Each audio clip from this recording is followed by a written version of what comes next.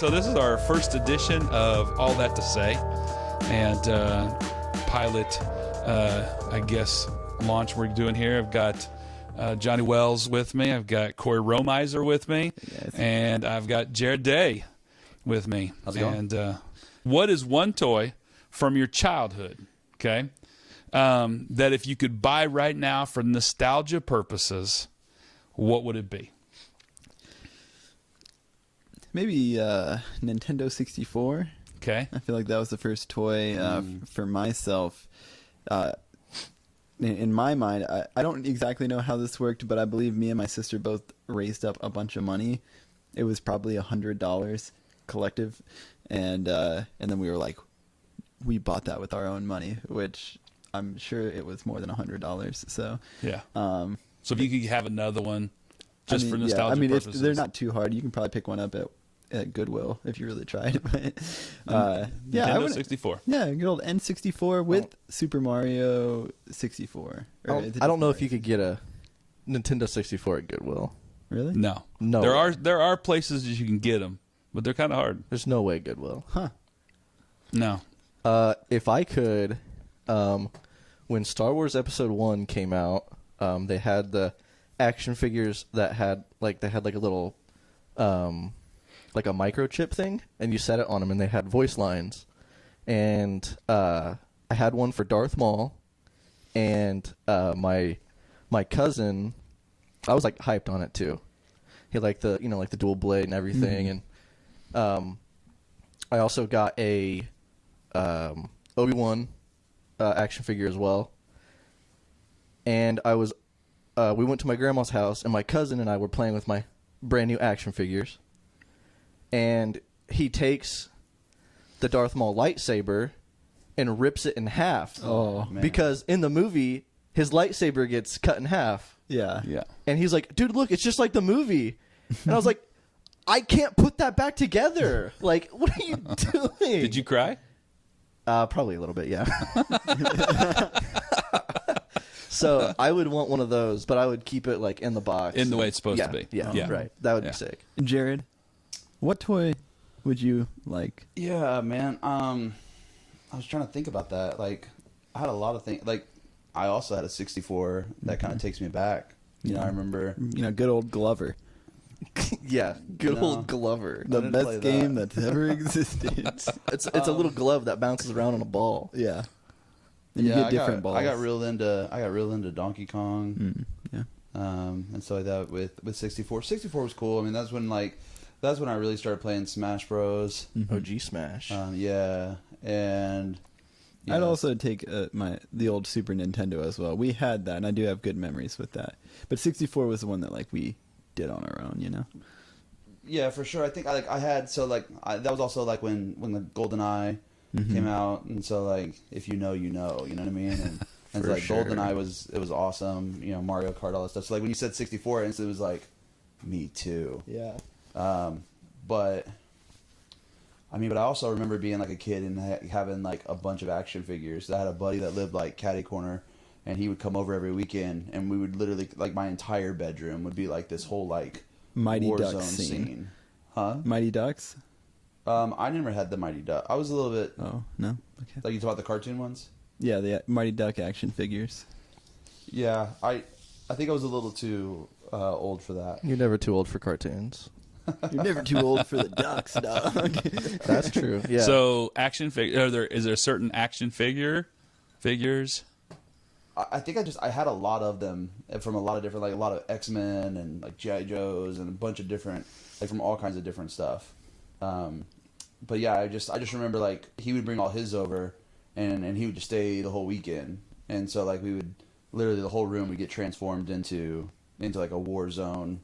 You know, there was just like this whole thing, and I had things like grappling hooks that were like hanging from the fan, and stuff like that. Like it was just, and I just remember that being like one of my best like most fun memories. Absolutely. Yeah. That's awesome. Yeah, how did you guys determine the winner of those wars? Well, that was the cool thing is it never really ended, you know? Whoa. Like we would always like have this epic battle going, and then my mom would be like, all right, it's time for Tony to go home. So it was the to be continued next Yeah. episode. For sure. Nothing better than a war that never ends, people. Right. That's funny that you said Star Wars stuff because I've got like probably 3 or 4 of my top things. One would be my Star Wars stuff because I had original X-Wing fighter, a TIE fighter, and Yeah. then the action figures that came with it, Right. you know, R2-D2s, like all of that stuff. Second behind that would probably be I had this 6-foot-long aircraft carrier that would launch these airplanes, and they were like rubber airplanes, and you could kind of mess with the wings, but you would pull it back, and it had rubber band inside, and it would just launch the planes. That sounds really cool. Oh, it was a blast. It was so cool. I've never seen anything like that, but that sounds. So I've looked it up. I actually did find it, and then actually right in front of that would be my Evel Knievel motorcycle trick, because you'd wind it up, hit the button, and it'd take off and do tricks. So that's some of the top things. I asked that question. I actually have a follow-up question to it, because as you get older, you start thinking about your childhood a lot, and like really good memories and things that you had or didn't have. Obviously I kept a lot of my Matchbox cars, lost a lot of Matchbox cars, but those were always a big deal to me, really kind of growing up. So the second part of this is, what is the one toy that you wanted that you could never get? Your parents would never get you. You wanted it for Christmas or a birthday or whatever, never ever could get it. But now that you have adult money and you could, what would it be? Anybody can jump in if you know. That's tough. That's Yeah, pretty tough. That's a tough one. Because I got everything that I ever wanted. No. No. Did you? No, I probably didn't. But I don't, nothing like, I feel like I can't think of anything that I'm holding on to where I'm like, I never got that. Yeah, same. I mean, I've always been bad at. Oh, everyone's like, oh, what do you want for Christmas? I'm always like, I mean, I don't know. I mean, you would know, like my parents would know what I wanted from me talking about things like throughout the year. Right. But like whenever it's like, oh, what do you want for Christmas? I'm like, but I don't, and I'm still like that today. Like I never know what I want for Christmas or like my birthday or anything. I never know. Really? No, never. Yeah. I'm pretty much the Especially same. now. Really? Especially now because like, I mean, I typically don't buy a whole lot of stuff, and the stuff that I really want, I'm like, okay, I haven't bought anything in a while, I'll just get it. Right. So you don't necessarily be like, birthday's coming up or Christmas, I'm getting myself this for my birthday or Christmas. It's like, you're just kind of like, whenever I Yeah. just get it. If I'm like, oh, that looks really cool, like I think I might want that. I'll probably think about it for a couple days, and then Yeah. if I'm still like, oh, I really want that, then I'll buy it. So can't think of anything. That's good. How about you, Jared? Oh, Jared has something. That is hard.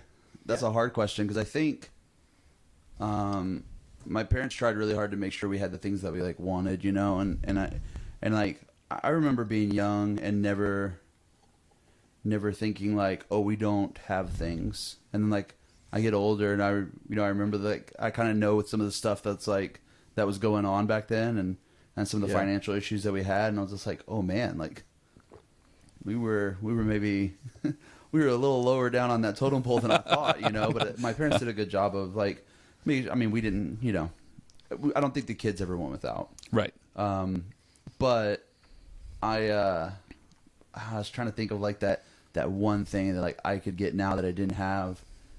And, it was probably something like, it's probably music related, to be honest. I wanted to play drums as a kid. And I remember my parents being like, "No, that's too loud, man. We're not doing that." And I was in like junior high when they let me get a bass guitar, and I had a little amp, but most of them I had to play with like my headphones in to practice. Right. My dad worked shift work, so he was sleeping during the day a lot. So going in and slamming on drums wasn't really an option. So that was probably it. And I did that, and I got older and I bought a drum set. Yeah. And then when I had a son, I was like, no, play the drums here. So I set him up in the living room. Set him up in the living room. Because you can. No, I've got one thing, and to be honest, even if I could find it or buy, I wouldn't, because I wouldn't be able to fit on it. But when I was like 6 or 7, so I don't know if you guys ever remember a thing called a big wheel. Yeah. Right. So Yeah, when I was definitely. little, I had a big wheel, and the next thing was called a big green machine. Mm-hmm. And it was like the big wheel, except for you steered the back wheels. The back wheels would pivot, and you just pedaled the front, and you could like make it do like you could be like be cooking and like slide sideways with it. And that was what I asked for. Like, I think it was 2 Christmases and a birthday, and it was like probably now I'm gonna tell you, we were low on the totem post. Like, my mom, dad got divorced right and young. I was little, and they, single mom. She did incredible. I mean, they did the very best that they could. And when you're young, you don't really realize where you fall in. When you get like high school, you start, maybe junior high school, you start realizing, because you start seeing like who has. Like they've got new shoes all the time versus I got my second pair, for the year. But like I kind of knew where I stood in that line. So I recognized that I was very blessed. And never lack. If I asked for it, I was like, they always knew what I wanted. Right. But that was the one thing that when I got to a certain age, I was like, well, I'm not going to get it. And now I'm too big for it. So it doesn't matter. They do make, they make big kid versions. No, Yeah, dude, I those know things that. are sick. That's so cool. They are very cool, and I'm like, that would be the replacement. Yeah, right. For it, I mean, and I'd be pretty much down just for take, it. like PVC pipe and just put it on back tires of like tricycles. Have you seen that stuff? No. No, I thought that's what we were talking about. Oh, no. They make like these little tricycles, and they pretty much take like PVC pipe and put it on the back wheels, so they can like drift like crazy. Like, because there's like no traction, but then the front wheel has a bit of traction, so they just like turn it sideways and then just like freaking slide down a whole hill. I've seen the traction thing, but what he's talking about, they're like 3-wheel go-karts. Yeah, Okay. pretty much. Yeah, somebody made a. That sounds dangerous. There was like on Kickstarter. Yeah. They had like adult big wheels, like Yeah. with metal frames and Yeah. stuff. Like Did it get funded? crazy cool. I don't know if it got funded. I feel like it probably did. Yeah. I can't imagine that I it hope didn't. so. I've seen them on various social media platforms. Yeah, I mean, yeah. you see videos of them. Yeah. All right, I'm gonna jump into a couple. Let's jump into a serious topic. So just to kind of get to know you guys a little bit, a couple first questions are really just to give kind of a background of you. So how long have you been a Christian? Like, first time you said yes. Not rededications, not like I got serious, but just like for real, first time. First time I said where I was like serious with Jesus was, it was at a Nazarene church camp in Canby, Indiana, and very typical church camp story. Oh, I'm just gonna go hang out with my friends, blah blah blah. I mean, I'd gone to church my whole life, but then like there was like a worship service and a guy was speaking, and the Lord really grabbed a hold and was like, I just realized in that moment that this is it. This is it. Yeah. Nice. So 6th grade, so I was probably 13, or 12 or 13, something like that. And yeah. So that means how many years? 12 or like 13. 13 years. 26, yeah. So about 13 years. Okay. Yeah, for me, I was maybe 10 or 11. I don't exactly know the age. But I grew up in like Catholic church and Catholic school, and then we had moved to Brown County and started going to a church in Brown County, and there was this play type thing that was going on. I think it was called Heaven's Gates, Hell's and Flames. Flames. Yeah. Yes. And my uncle was in it, and he died. I'm pretty sure. Yeah, I'm pretty sure he died in that scene that he was in. But I just remember. Just to clarify, that was for the production. Yeah, He didn't really die. I was like, I'm just. okay, you're just gonna throw that in. He just died. He just died. It was part of the plan. Yeah. Okay. Yeah. Okay, yeah. It was planned. But I just remember like sitting there, and I remember intentionally standing up. Like at the end, they were like, "Yo, like, if you want to like give your life to Jesus," and I just remember there was this thing where I was like, I was with my dad and my sister, and I was like, I don't care what they think or if they are gonna go up. Like it was pretty much like not. It was like the first time in my life that I ever like individualized myself in front of my family, where I said, I don't care what you guys say or think. I'm making a stand for this, and so. Yeah, I went down the aisle, and then they took us like off to the side. And, Yeah, and I think I prayed with my aunt probably, and and like kind of did all that, and so that was definitely day one of like, all right, I really at least understand, and I want to believe this and move forward with this. so that would put you like 10, 11. You said 10, 11? Uh-huh.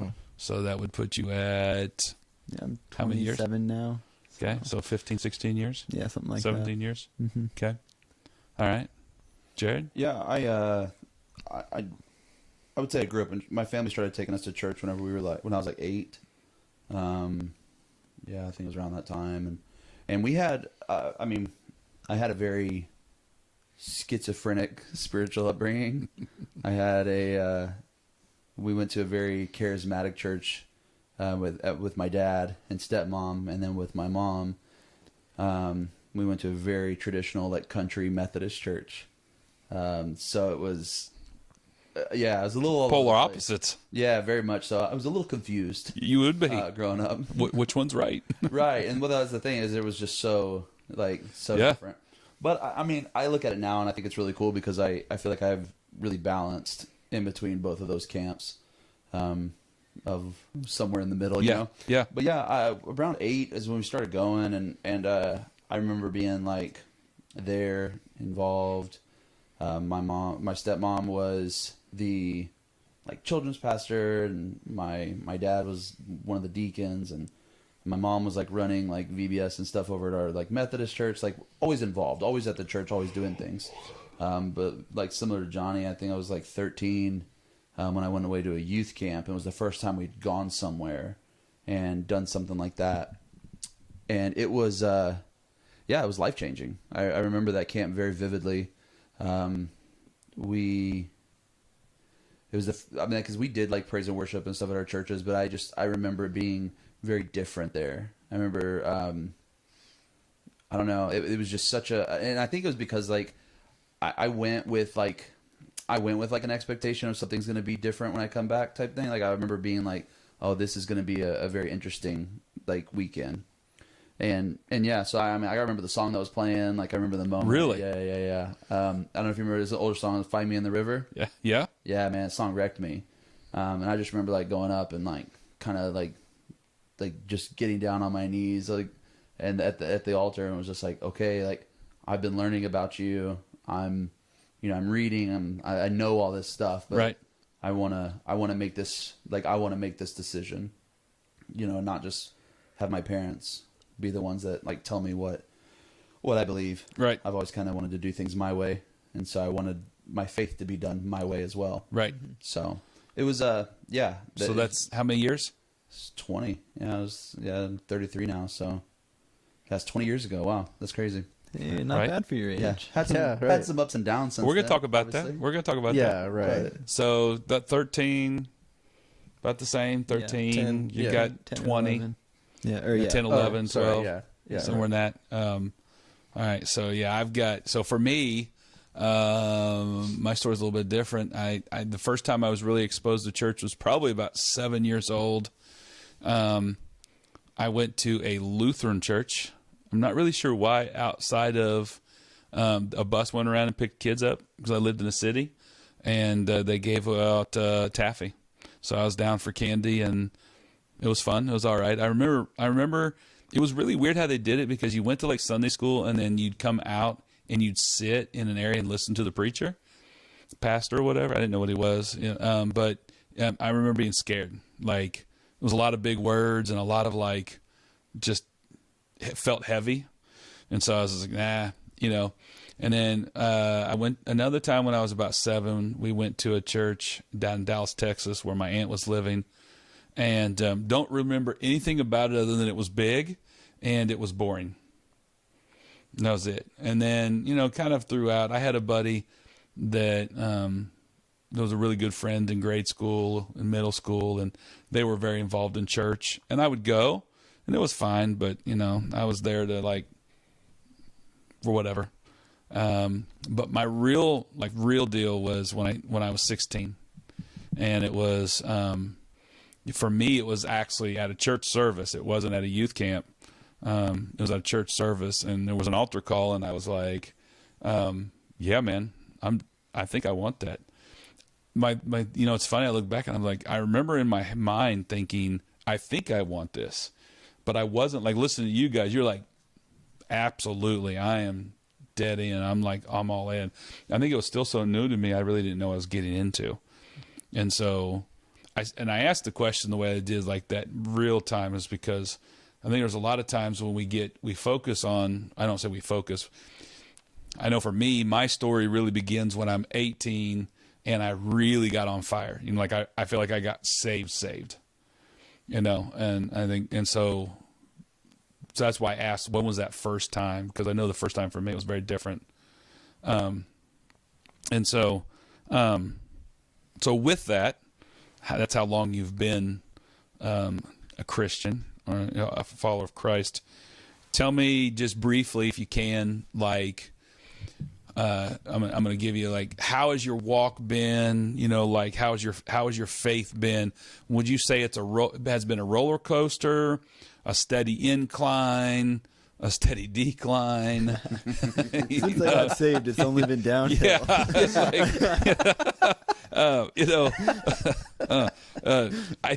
I say it that way because there are some people that I think there are some people that would say that, unfortunately. But for you personally, where would you say that's been? I think, like, for me, I can tell you it's been a definite roller coaster. There's definitely been some ups and downs. There's been some loops here and there. It's been crazy. Yeah, like I said, I had a very confusing church upbringing, if you will, right? With two very different, kind of theological. There was some theological things there. There was some differences, and a lot of confusion as a fresh, like, crazy on fire, like 13-year-old.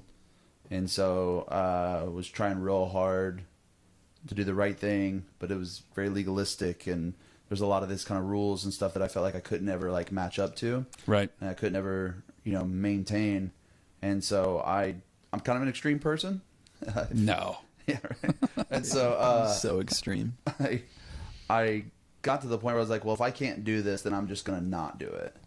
And so, like, and at that point I had been very heavily involved in, like, studies and stuff. I had several different Bibles and study Bibles and all kinds of, like, books and stuff. And I remember taking it outside. I was 15. I took it outside to my dumpster on the front yard, and I threw it all away. And I remember yelling up to the sky, like, I can't do this. Like, I give up. Like, I know you're real. I know the truth. And at the time I was like, I thought for me, this was like, it's done. Like, I can't live up to this. So I'm not going to be able to make it into heaven. But the torture that I was feeling and experiencing was more than I could bear anyway. So I was like, I'm just going to give up. And so I ran real hard in the other direction for several years. So for the next, the rest of high school pretty much was pretty aggressively the other way. And then things shifted again. Sure. When I graduated, I was headed down pretty bad path, and kind of gave God one last chance, like a little threw a Hail Mary there, and was like, hey man, you got one more shot, and let's see if something happens. And that's when I, went to Master's Commission and kind of and was doing that discipleship program, and really had, some things shift in my life. But yeah, it was a lot of back and forth for a while. So, which is frustrating to look back on. Yeah. Roller coaster. All right. How about? Yeah, I mean, had plenty of ups and downs. I think early on in my faith, it was like I was very zealous, and I was like, heck yes, dude, I'm gonna like run after God, and I didn't really know how to fully, but I remember even as a young kid and an early believer, like the Lord would be like, all right, like hey, change this about your life, like do this differently, and I'd be like, all right, God, I'm gonna take the step, and I'd do that, and I kept going, and I mean, with everyone, we have like high points and low points of life, but yeah, I mean, I was going after Jesus, continued to go after him more, and got to a place where I was like, man, I think I'm really spiritual and I know what I'm doing. And that's when the Lord let me know that I wasn't very spiritual and didn't know what I was doing. And that I made to like, I was like, it was like one of those things where like I completely knew better. I knew all the stuff, but just straight up like was blowing it in areas of my life. And so then that was like, okay, all right, God, like let's reset again. Let's like refocus my mind. And then, did a lot of refocusing and then continued to like just keep going. And now I'd say just a reasonable place. I don't know. I feel like there's still times where I'm like, oh, I can see I'm lacking in this area. So I need to like press deeper into the word. I need to press deeper into the Lord. And, but from that point, you feel like it's gone kind of upward trend since that moment. Yeah, I feel like it. I think really the most negative trend I can find in my life is that like more of a plateau at times. Yeah. I feel like that's when I'm Definitely. like, oh man, I might be blowing it right now because I've just gotten so comfortable. And so the goal's always upward, but I don't think there's been too many like more downward, but the plateau is really the thing that like I fear. And I'm like, oh, I don't want to like get stuck in like, man, all I've done for the past year or something is just got up, go to work, come home, eat dinner, hang out with my family, and, Sure. and do it again the next day. Like, Right. Right. Yeah, for me, I would say, that there's more of like turns where I'm just like getting like distracted. Okay. Definitely, More so than but up and down. I mean, yeah, definitely going up, and then plateauing, like for long periods of times, and then after staying in that spot, I mean, there was definitely some downward, I guess, momentum. It's been a weird. I had a few weird kind of phases with the Lord. I feel like where I'm just like struggling to kind of understand and come to terms with when I was saved, this is it. But now, is this really it? That happened really just one time in my faith, and once I had some people speak some sense into me and talk me through some things, yeah, I haven't really looked back, and obviously there's been some plateaus since then, but I would say a lot of distractions, and just like becoming unfocused. It's not that I don't believe. It's just that, I'm just looking the other direction. Sure. Yeah. But yeah, I'd say now I'm in a good incline portion.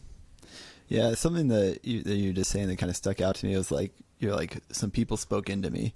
Or like some people like told me like, yo, dude. Right. And I feel like, for all of us, that's been the number one thing that's kind of like always brought us back on track is like Right. having people in our lives that have been like, hey, let's talk about what's going on in your life. I really believe that we're not meant to just live life like isolated and alone all the time, but True. To have people actively speaking into our life, connecting, like sitting down and having good conversations and hard conversations and encouraging conversations. Yeah. I think all of us along our path and our testimony, that's like, been the biggest key is having people in our lives. Yeah, that love you and actually care for you. Yeah. And are willing to have those hard conversations with you. Mm-hmm. Or, maybe even you need to be that person that needs to have a hard conversation with someone else. Yeah. Yeah. Yeah. Yeah. Or just an encouraging conversation. Right. Either way. Yeah, definitely. I asked a question because I know for me, reflecting back, I use the reference roller coaster because I think for me what I've realized is that typically a normal roller coaster is you have a starting, right? It's kind of the level ground, it's a starting point, and it's all about that first hill is up. Then after that it's just a lot of like little ups and downs, but it's all about that first one. And I feel like for me, what I've realized is that that coming back into the station, so to speak, is not at the same level it was before. That for me, I felt like that it's not that first hill, that's not that big climb, that I never really experienced just that big climb. And after that, it was just ups and downs and frustrations or whatever. It was more for me, it was like ups, and then life brings you some little downs, but the downs never go below, for me personally, never went below like where I was before, so yeah, I have this high, this, whatever it is, I can look back at all the years of like, taking kids to camps or, worship services, or I can think of these moments where it's like, I left pumped and fired up, Sunday morning, you're just like, yes, in the middle of the week, you're like, okay, real life kicked in and, I'm wore out and tired, whatever it is. Right. So you have this ups and downs, but I think that what I realized is that, I never really had this big climb and then just this drastic drop. Like I'm listening to Jared tell his, and I'm like, dude, man, he had this like the hill where you're like, yes, yeah. And then he just wham, just went flying down, hit that lowest point, which is what that first hill is all about in a roller coaster, right? It's like you want to feel that, you're excited, anticipation, and then you comes flying down, you feel it in your gut, and it's good in a roller coaster sense. It's not in walking with God, but. I think that I'm asking this question because I really wanted to get I want anybody that's going to be listening, watching this, have an understanding, a background that like, this isn't some of these further questions I'm going to go into, your opinion or your thoughts or your view of it is not from someone who is like, yeah, man, I've been saved like 6 months. Like you've got history, right? You've seen church in different formats. You've experienced church in different formats. You've experienced youth camp. Like we know how important, how big youth camp is, or going on mission trips, or there's these things that we experience, right? And they do give us these ups and downs. I can, birth of your child is like, it doesn't matter if you're a Christian or not, right? There's this, like you can't even convey to someone who hasn't had, like you can't say, if you're in a circle and someone hasn't had a kid, they don't understand that, they don't fully understand and you can't explain it. Like I could try to explain it to you, but it won't make sense. And it's the same thing with a death of a child. Right? Like that's the lowest of the low. You never want to bury your parents. Mm-hmm. Right. But you really never want to bury your child. Right. Yeah. Sure. Right. And so I look back and I think, but even in that moment, still in the roller coaster of life and my faith and my walk with God, that station, to come back into the station and prepare for the next was not at the same level of when I started. Right. It was always higher, and it was always, it was always going up. And so the hills are different and bigger. And so, so I'm going to switch gears just a little bit from a kind of worldly, practical standpoint. How much, you guys are younger, right? So how much of your life was impacted by internet or online presence? You know, how much would you say it played a part of your daily life? Oh boy, let me tell you. Tell me. A lot. Yeah. The internet has played a huge role in my life. Yeah. Daily. So I mean, it's a Daily. daily thing. Definitely daily. I mean, Majority of your life, would you say? I would say, yeah, definitely majority. I mean, you're past a quarter of a century. So, yeah, century, probably since I was like 10 or 11. Okay. I mean, I've been on the internet just doing whatever, and then, but not only internet, just like, I guess like games and just like PC, kind of that thing. Sure. In general, I mean, you got cell phone. You've got yeah, right, I mean, those cell things. phone, all that stuff. Okay, I mean, so a lot, but yeah, definitely a lot. Yeah, I mean, not as much as Johnny for me, but definitely a lot. I feel like, I think I got my first cell phone when I was probably 13 or 14. I was like in junior high, so I don't know what age you are at that, but that's about right. And then maybe a couple years after I had that, then I got like my first like smartphone that could access internet. Okay. And so, which was a BlackBerry. Pretty freaking sick. Hey, but that was the phone to have. You're gonna have a smartphone for a long time. Yeah, it was. And so, yeah, I mean, maybe I didn't really start taking maybe internet seriously. I don't know what that means, but I started understanding, I guess, even just the idea of like an online presence. Like that's when it kind of shifted for me. In the past, like I was like, yeah, internet's cool. I played Xbox Live in high school, and I was into that. So I like gamed with my friends online. But social medias and that stuff, I didn't care about at all. Like MySpace and Facebook, I was just like, I don't really get, like I don't care. Yeah. But then it wasn't until probably after when I was out of high school, and even after I had done like a ministry program afterwards, that's when I was like, oh, I want to start taking like an online presence more seriously, and I began to focus more on that of like, Sure.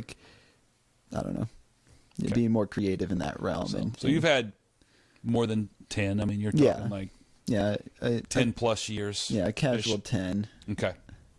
at least. Okay. Jared? Yeah, I think. What year were you guys born? 1993. 1994. So 93, 94. Okay, Just a little young. So buck you guys over have there. you guys have just known internet for forever, right. That's all.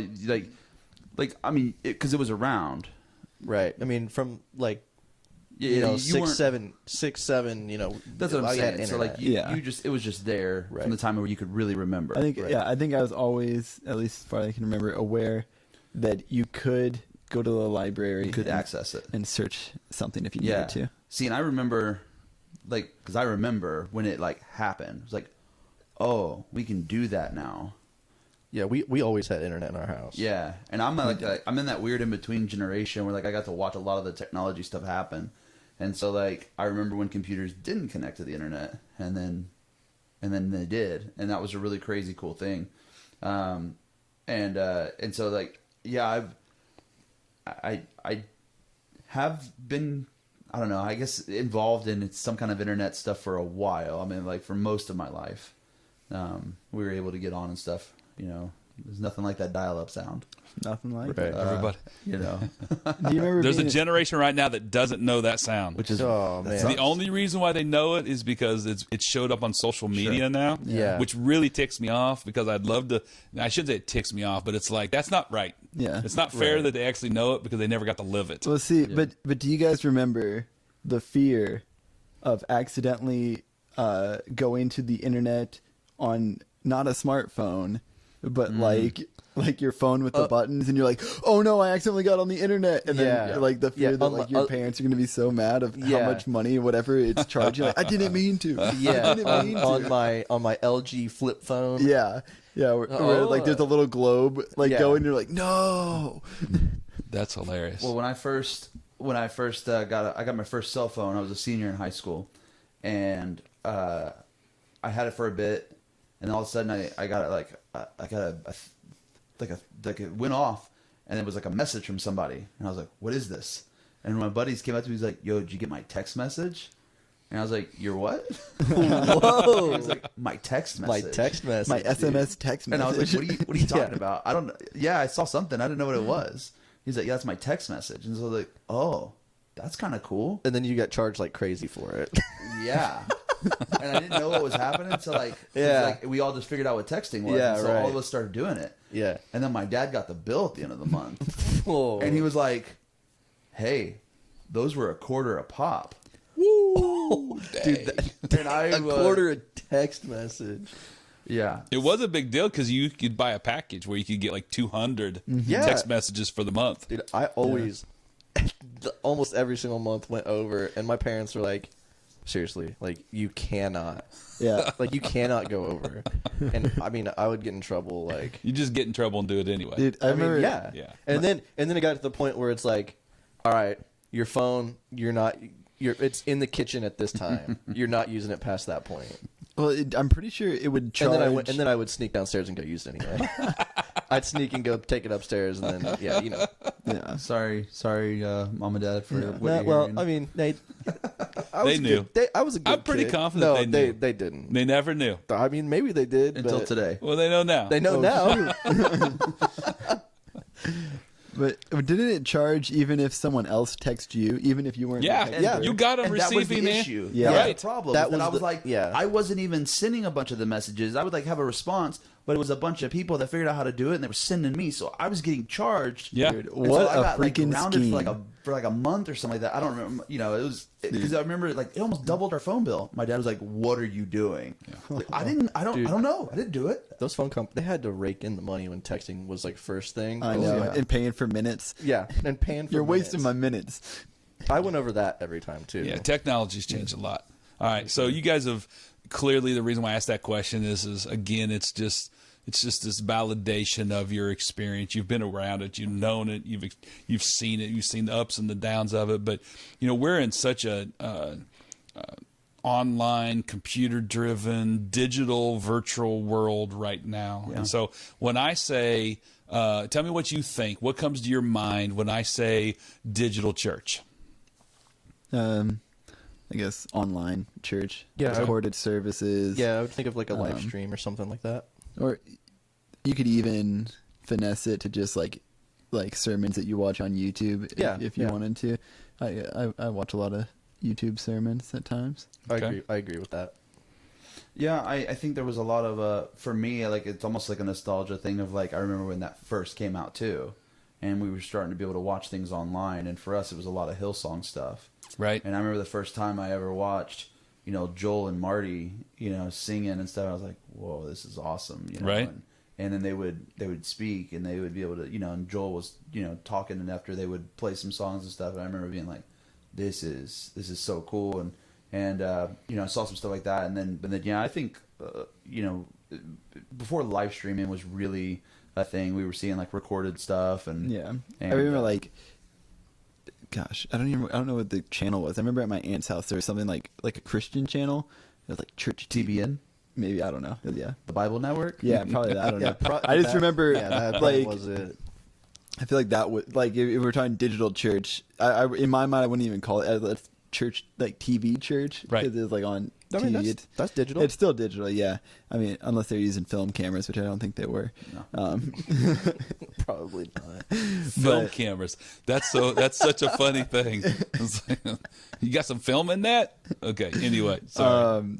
But I remember like watching, like seeing, I think it might have been the Ramp, in Hamilton, Alabama, or I don't know. There was a few different ones that I'd seen, and I was like, whoa, like this is like, look at all those people. They're like all these like young people that were like worshiping and like giving like messages and like all this stuff, and I was just like, whoa, like this is kind of sick.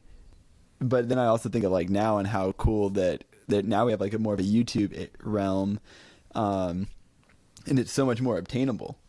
Yeah, for that sure. back then it was like only people like Hillsong, only the these really big churches that do have like these cameras on a big giant boom that's like sweeping over the audience and like whoa, all that kind of stuff. But now it's like we have the ability to do this, and we don't need a big satellite outside of our building. Right. It's true. Like this big It's giant true. satellite dish in your parking lot. The level for entry is a Yeah. lot lower. Like it's Yeah, attainable. right. You know, That We're makes able it.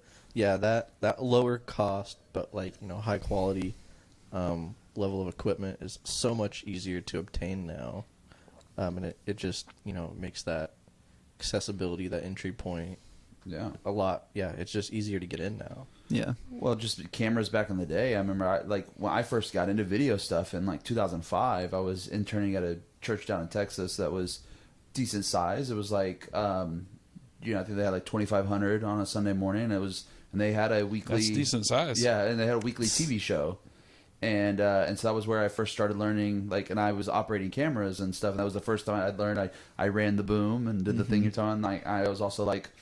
They had the big broadcast camera. I mean, those cameras were $20,000 each. You know? Yeah. I mean, they were Right. massive, And like 20 pounds each. they were massive, heavy, huge. I mean, but it was such a it wasn't like a thing where you could just pick up a camera and use it. Like you had to get trained on it, and learn, and it just all that stuff was so much harder, back then. And it was they definitely, and some would argue, whether it's good or bad that level of entry because so many more people are able to get into those kind of things now, But I think it's a good thing that we're, that we have things that, whether it be video editing software or cameras that are such good quality and easily, and readily available to people. I mean, just the cell phones in our pockets are just amazing cameras now. Yeah, it can be good enough. So how do you think, because of, for me, experience in church, really a good part of my life where there wasn't, you had the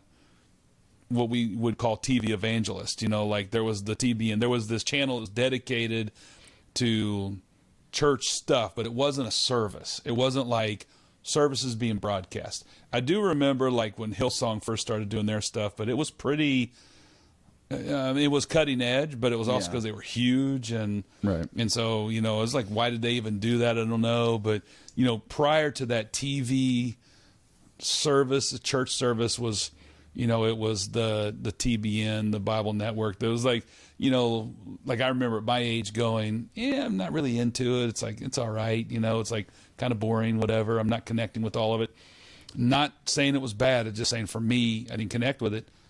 But you guys kind of maybe more experience more of that, what I would call relevant exposure, or it really it was able to catch your attention. It was like, I remember when we first, started really kind of having exposure to not just the Hillsong, but lots of churches. And it was, and it wasn't just that they were putting their services on TV or whatever, but it was it was going on the internet, and you could access it, YouTube and those various things. And so, so it's like, so we've watched technology have an impact on church in this format that it's in. Would you say that the intimacy with Jesus is less, the same, more? I don't know. I want to say the word different, but not totally. I've had really powerful times watching a YouTube video. There's Definitely. there's YouTube sermons, right? Sermons that were given out at church, but were posted on YouTube.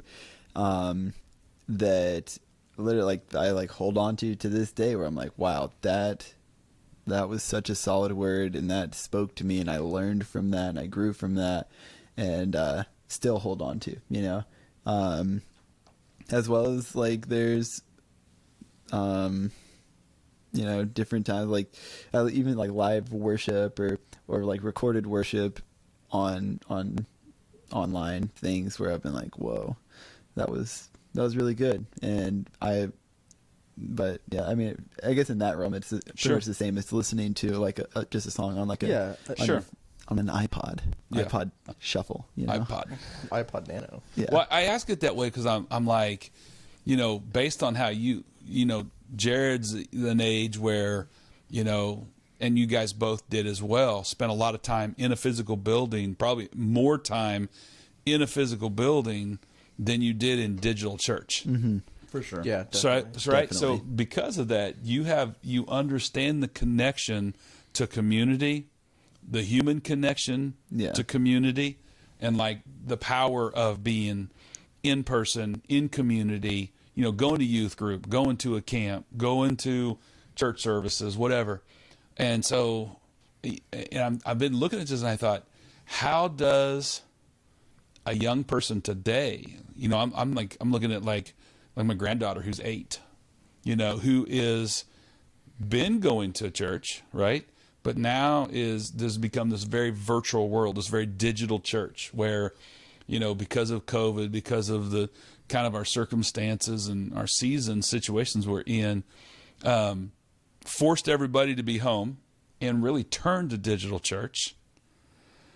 And obviously we've jumped in to become part of the digital church.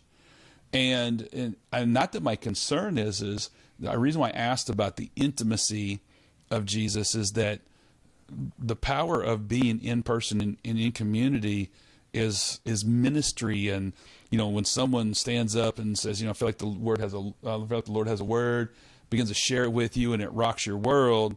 Do our young people have a chance to have the same kind of experiences that you guys did, what I did, if we're going to be subject to a very digital church? I'll say this because I've thought about this a lot. Because it is funny, you know, you were asking the internet question earlier about like how long have we been around the internet and how we're like the world is trending that way, and I kind of looked around and thought it was funny that myself, Cory, and Johnny, all of our like jobs are like internet based right now. Like, absolutely, everything we do is like about the internet, literally. I mean, I literally work at a ISP. Right. Yeah.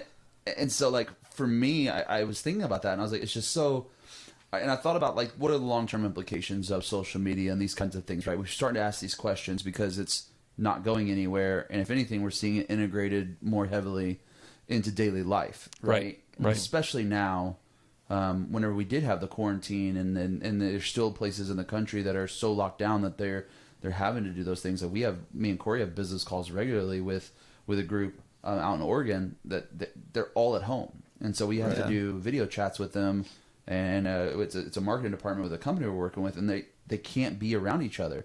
Yeah. It's really hard to strategize and create things together as a marketing team. Right. You can't be in the same room, right? And so you see the difficulty.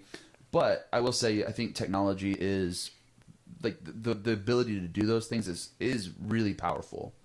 Being able to, like, for me personally, I know it's really powerful for my family because all my parents and my sisters and my brother and like everybody's down in Texas. Right. All of them are. Right. Yeah. They're all 2,500 miles away. No, that's wrong. 1,200 miles away. I said that. I was like, that's a lot further. Yeah. They're in California. Yeah. No, but they're all 1,200 miles away. Yeah. They're down in South Texas, and Max can now just do a video call and talk with any of his grandparents from my side of the family that he doesn't get to see regularly. Right. And so, yeah, obviously nothing's going to replace, being with them. Right. And we try to do that as much as we can, and they try to like make it happen and stuff, but it's difficult, and so like the ability to have those things I think is very, very powerful.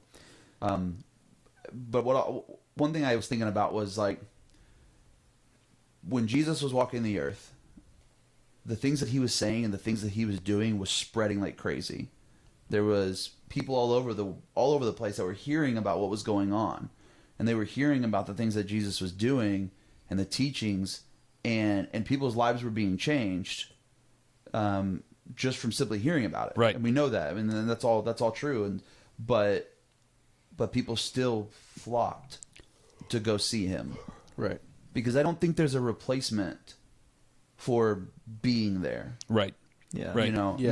not that we can't be changed and we can't be affected and we can't still have relationship. You know, one of my best friends growing up still lives in Texas, and so we try to talk. I mean, we talk every day, whether that's through, you know, phone call, video chat, or on Xbox. I mean, Right. we find a way to hang out. Right. And wouldn't be able to do that without. But he got to come up recently and hung out for a week, and man, like that was so good for me. Yeah. Yeah. And for It was him, good like, to for be able me. to just physically be in the same room and Right. hang out. Right. You know, I just don't think there's a replacement for that. I think the ability that technology gives us is a really close second, though. Yeah. Yeah. I agree. And I think with the concept of church and those type of things, you know, you just have to approach things a little differently, or grabbing the same concepts that you've already established in the physical church, or like gathering, to a more digital gathering. Like, you know, I think all of us have gone up for prayer at one point in our life, or, you know, there's an altar call or some type of thing, a call to action, and you go up and you're like, I need someone to pray with me. Yeah. Right. I need someone to Right. talk to me. I'm dealing with something right now, and it often in the physical gathering of church, we have people like that. We have ministry teams like that. Right. We have people in that realm where it's like, oh, well, that guy, they have a lanyard, I know I could go talk to them. Right. You know, and I think sometimes on the digital realm, it sometimes can lack in that way, just because that, you know, not many people have already set up things to be like, oh, we have these people available to pray with you, like whether it's like, you know, message this number or you know, just it's just, you know, and even Well, like- with that, it's still an extra step. Yeah, and not only that, but I know that like in a lot of platforms, whether it's like a Facebook Live or YouTube Live or whatever, you know, you can be like type in the chats down below. Yeah, but you don't that's so wanna- impersonal. That- It's like, I mean, that's the same as like Yeah. hop on the mic in front of the rest of the church and tell your prayer request. Well, Like- I mean, man, I think that there might be some way to do it. yeah, But man, it's real easy to impersonate someone on the internet. that too. So, I mean, you get, oh yeah, this is my username, you know, Mm-hmm. hit me up, we can talk in Yeah. a Discord or a chat or whatever. Okay, I'm just going to make the same username. Yeah. Or I'm going to make something that looks real close. Uh-huh. And then people can, I mean, Yeah. Yeah. Yeah. there's a lot of risk to There's doing risk. something like that. Yeah, there's a lot of stuff that can be a challenge, as well as just the fact that it, you know, at a church service, the step is a physical step. Right. Like the only barrier Right. that you have to overcome is like, I'm going to stand up and I'm going to walk to that person. Right. But then it's which like, is huge though. yeah, which Which is huge. and but and I even think- sometimes that step is like that kind of step of breakthrough. Right. But then it's like, I think for myself, it's a lot easier to just be like, I'm not gonna. I don't need to text the number. I don't need to call the person. Yeah, or like, you it's- just talk yourself out. Yeah, I mean, and it can be as easy as, oh well, I might have to download something, or Oh, yeah. I have to. Set it, you like Yeah, you're like I'm not trying to doing that. set up a username while you're in tears because you're Yeah, like, I'm exactly. struggling. It's like, And you're like, I'm- what's my password? Right. It's like at that point, all right, I'm over it. Yeah. At that point, yeah, then I'm like, I don't even want to. Whatever. Yeah. I don't. And I'll get by on my own. But hey, I mean, that's something that the church could use. So Yeah. someone out there. Yeah, I think that's a tough thing to figure out, though, right? I mean, it that's is. a, It that's, definitely that's a is. tricky one. How to make a digital thing feel as in person as possible. VR. VR. Well, and even that, though, I mean, it's like I was saying earlier, though. I think that's where we're really struggling with is there a replacement Yeah. for actual Human community? contact. No, and You know? I do not think that there is a replacement. No. Yeah, I agree. I think that what you said is pretty accurate. It is different, Mm-hmm. but I do not think that it can replace it. What was the original question? Our view on digital Just church. digital church and Yeah, Yeah. digital What, church. how do we view it? How do we view it? But I think, Okay. I mean, you We're guys are still in the hitting, vein. you're hitting Yeah. it dead on, because ultimately what I'm getting to is, my concern is, and let me back up for a minute. I agree with you guys that I am blessed and thankful for digital church, so to speak, in that, you know what, at any given point in time, I can pull up a worship service, a message, something, anything. I also feel like that we're so saturated with it that it's hard to discern, is that good or is that not good? Is that theologically correct, or we we get into false prophets or false teachings, and we get into all this stuff. And my concern in moving forward is not, we're making the leap, right? I mean, you guys are like digging in and trying to figure it all out, and there's a lot of churches out there that have figured out all of the mechanics and the processes, and then their stuff is seamless and it's so good. It looks good. It sounds good.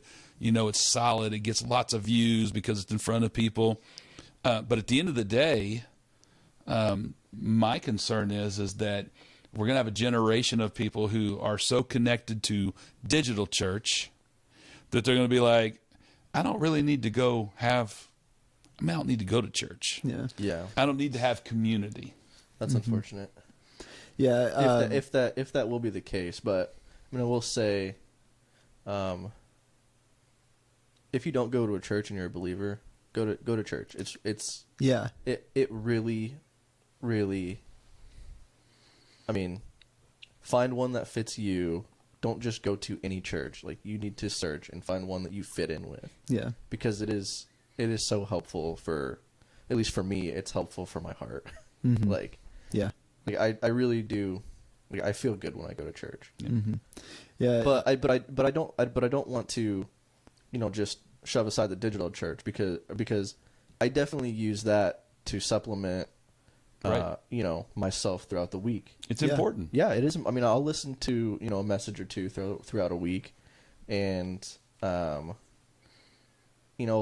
sometimes I'll throw on worship when I'm taking a shower. Yeah. And hey, just listen to worship in my shower, bro. Sometimes that's exactly what I need, Mm-hmm. and sometimes that's the best worship I have. I feel like that my roller coaster would have been a lot less if I would have had digital church. Right? Yeah. To live from Sunday to Sunday or Wednesday to Sunday was hard.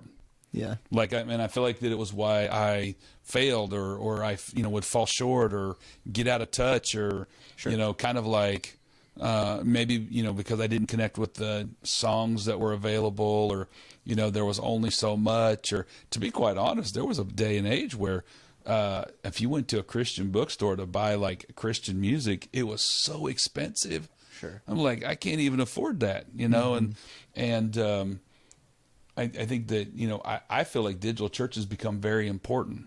Yeah. Yeah. I think that for me personally, personal growth over the last 10 plus years has exponentially grown because I have so much access, and it really becomes a choice. Right. Do I watch this or do I watch this? Because you can go to any platform, but it's so saturated with everything. Yeah. What do you dig into? Yeah. And but I do have a concern. I really do for our very young people who you made a comment about how, like, Jared, you said like they've kind of always known digital presence, not digital presence, but cell phones or Internet. whatever, internet, computers, and whatnot. I really knew. I remember when my dad, when I was little, he was a computer programmer, but the way they did computer programming was so different because they had these card things, and anyway, I didn't understand all of it, but I've watched it develop from this thing to, playing Oregon Trail on a computer to Commodore 64 with the ding, ding, the Pong or whatever it was. Pong. Like I've, over my whole life, I've watched it just grow into this thing. But there's a generation underneath, you guys that doesn't know a time when there wasn't a smartphone. Yeah. Like they don't know the pain of going one, two. Oh, I messed it up. Like you were talking about texting, right? You could text, but it was the whole, 1, 2, 3. And I remember Caleb could text so fast with his hand in his pocket on his phone, because he just knew the buttons and 1, 2, 1, 2, 3, 1, 2, 1, 2. What was that called? Was it T9? T9. Yeah, I got pretty quick. Yeah, right? T9 On my Razor. on the Razor, dude. Oh my gosh. I could not wait for the Razors coming out. I was like, oh, that phone is sick. Can't wait. Yeah, dude. But there's a generation now, though, who's coming out who doesn't know what it's not like to have a smartphone, who doesn't know what it's not like to have access to so much content and so many things. Right. And I think that even more so, I go in the opinion of they have so much access to quality digital church, but they've also got access to so many other things that I feel like they almost face the same battle I face. It's just a different way, a different time. Sure. Does that make sense? Yeah.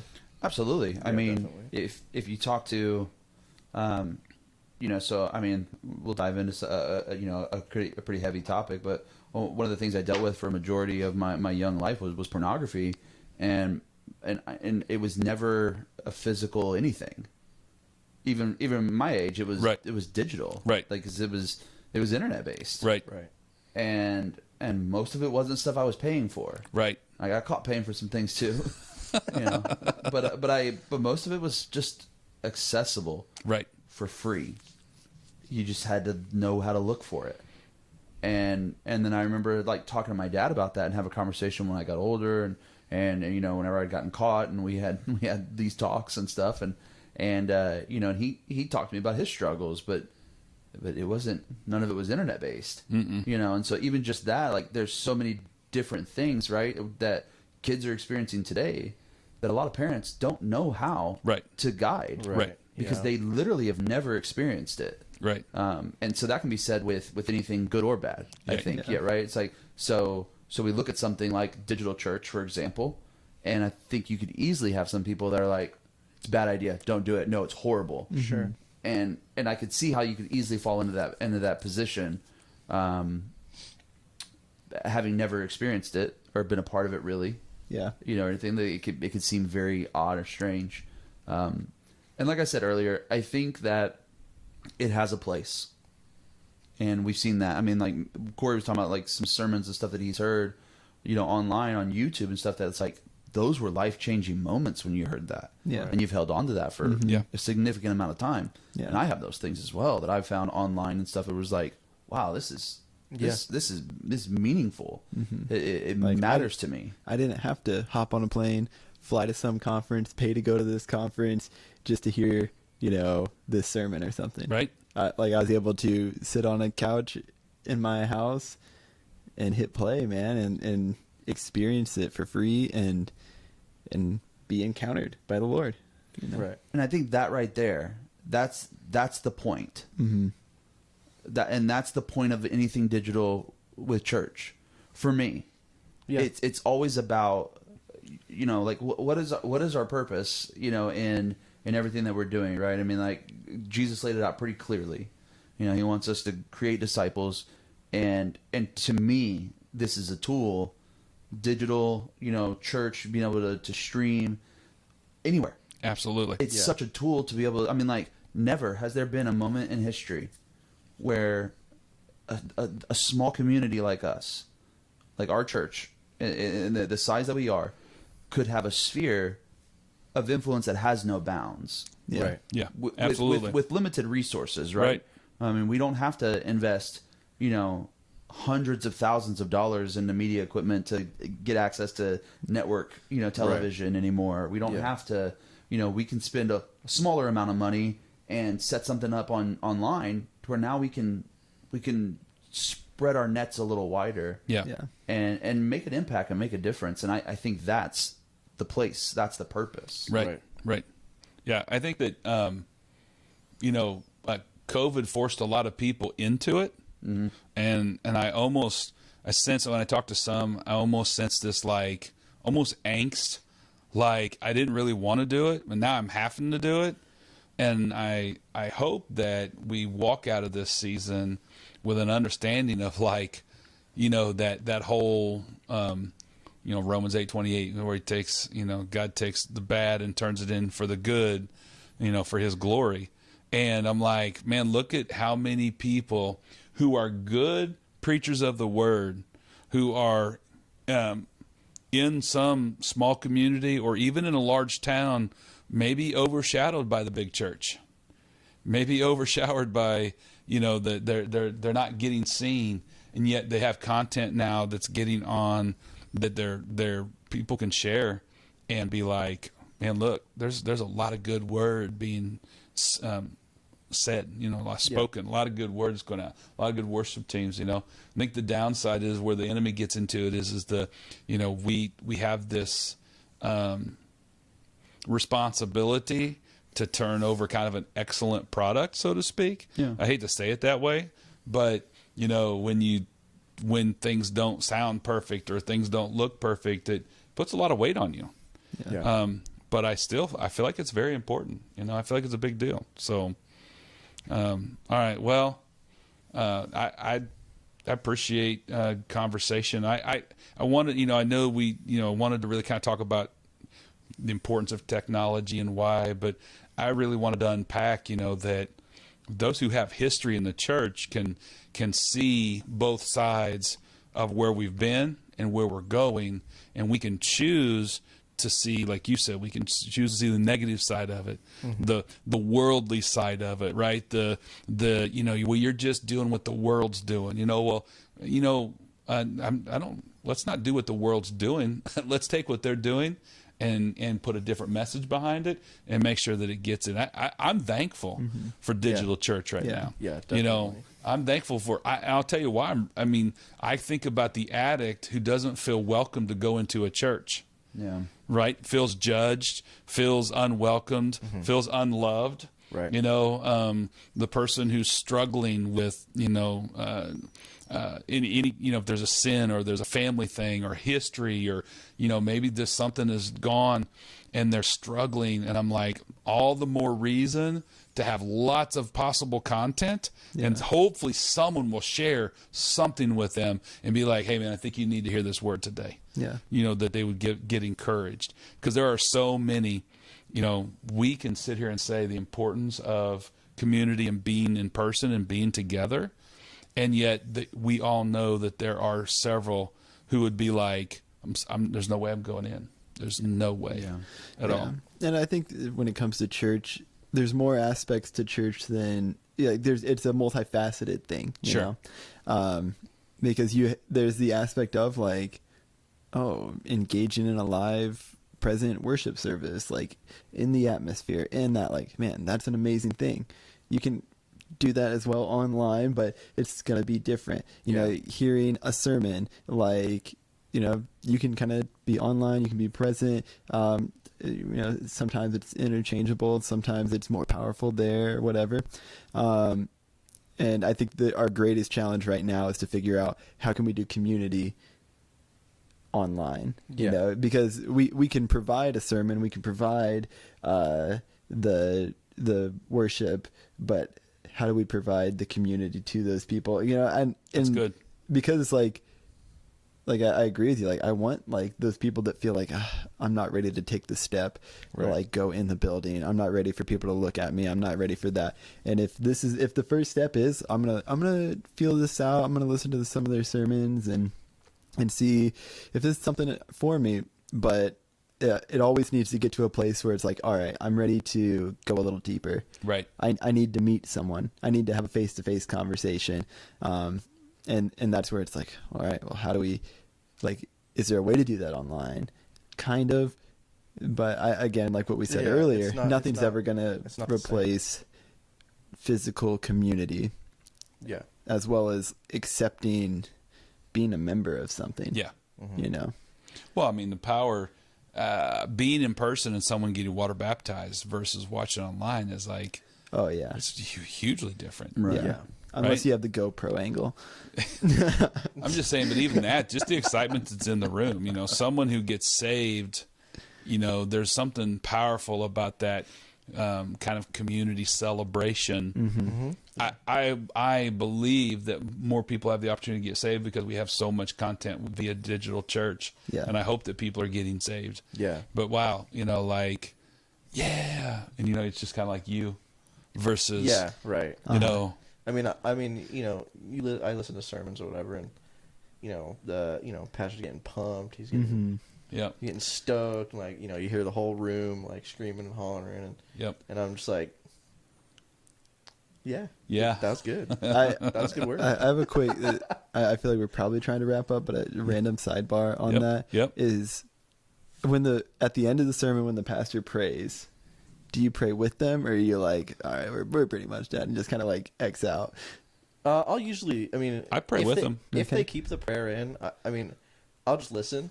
That's a good point right there. If they keep, sometimes Yeah, they're sometimes- like, 'cause they sometimes- start the prayer and it fades And off. it fades off. Yeah, right, Yeah. right. And I wish they wouldn't do that. Leave it in or don't. Yeah. Yeah. Do you close your eyes?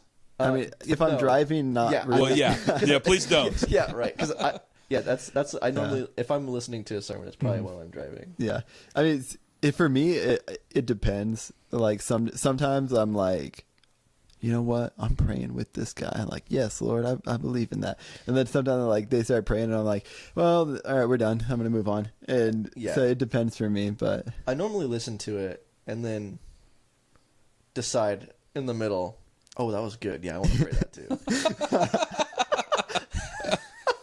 There's been time I asked that, do you pray with them? Digital church, good thing you got. Yeah. you can rewind. That's true. That is true. I've found myself I asked, do you pray with them? Because there's been times when I've been like at work and my desk can stand up. And there'll be times when I'm like, I've got it stand up. I'm working, and then I kind of realize that I'm standing there with my eyes closed, praying with them. And I'm like, man, if anybody walks in right now, because I always have my headphones in, think you're sleeping with they're your gonna be eyes like, I think he's standing, sleeping Standing, up. yeah, sleeping, standing up. Yeah, he's sleeping, standing up. So, no, we. Any last things you want to throw out there on as?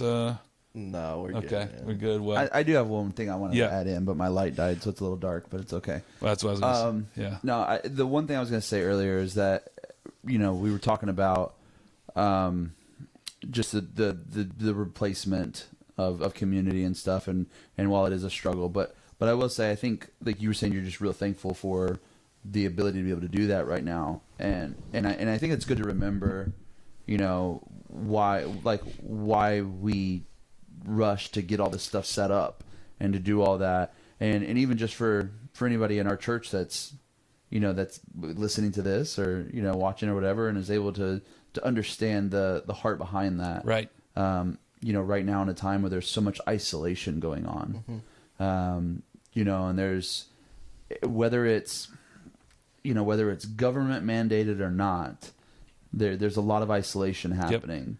And if we can put forth the effort through a digital church that is going to lessen that feeling of isolation, Yeah. then I think that that's really important. Yeah. And I think that's why our media team and our digital team and stuff has put a lot of time to try to figure this stuff out. And we're learning and we're getting better at it and stuff, but like, is because that part of it's important. Yeah. You know, we all believe in community and the importance of feeling connected. Right. Yeah. Because isolation is just so dangerous. And if watching a message online with people that you know and you care about and wishing that you could be there with them for whatever reason that you can't be, if that can make you feel a little more connected to your people, Right. I mean, I think that's worth it. Yeah. Yeah. For Yeah, sure. I agree. Definitely. I'm so glad you said it that way. I'm glad you mentioned isolation, because when I say digital church, I think a lot of times we just think about YouTube, Facebook Live, like video. Yeah. Yeah. But for me, digital church, I feel like our team has just not only, has incredibly embraced the process of being digital, being virtual.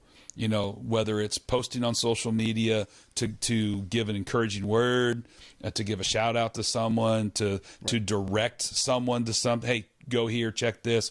We got people writing blogs, virtual blogs, which has been, incredible. Us beginning to, for a while we did like daily devote, when we were really isolated. We had daily devotion stuff going on. We had leadership chats. Like, we've had different things. And I know sometimes, like, maybe you're watching this right now, listening to this, and you're like, yeah, what happened to those things? I think that there are times where we embrace things for a season to help get through isolation. Right. Mm-hmm.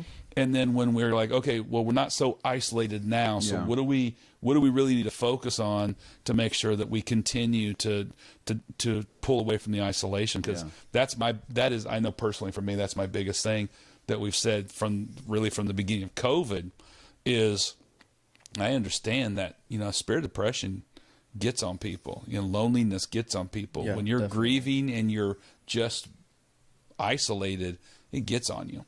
And so, my heart is that we will, and I am so thankful for the teams, in our digital, what I call digital church ministry is this, man, we're going to make sure that people don't feel isolated. Yeah. They don't feel abandoned. They don't feel alone, that they don't feel judged on whatever opinion or where they're at on something, that they feel loved.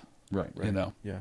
That's good. And appreciated. So all that to say, that is the heart, of our ministry, of what we do is, and as ELM, is not to try to transition from one kind of church to a different kind of church, but to really transition all the time in where the Holy Spirit is moving, to make sure that the enemy doesn't get a foothold on loneliness, isolation, depression, anxiety, all these things that could happen, but rather that we are proactive in wherever the Lord has placed us with our skill sets. Right. And so, that's what tonight was about, was just really kind of unpacking. Why are we doing this?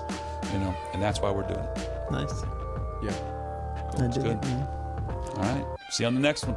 All right. Hey, thanks. We'll see you there. Love you guys.